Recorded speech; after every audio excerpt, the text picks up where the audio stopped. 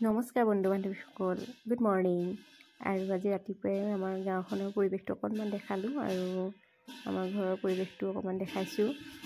এইফালে পাপাই গৰুঘৰত নাম লৈ আছে আৰু এইফালে ৰাস্তাত বান্দৰ ঘূৰি ফুৰিছে আৰু চাই থাকক।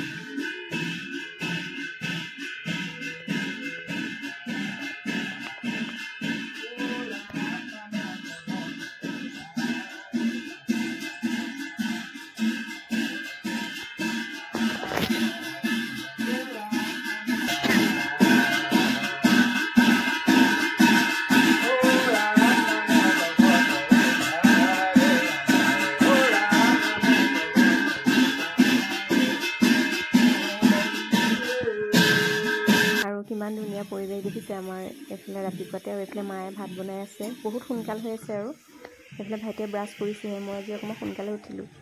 এনেও মাৰ ঘৰলৈ গ'লে অকণমান দেৰিলৈকে খোৱা হয় আৰু গতিকে আজিলৈ ভিডিঅ'টো ইমানতে, বাই বাই।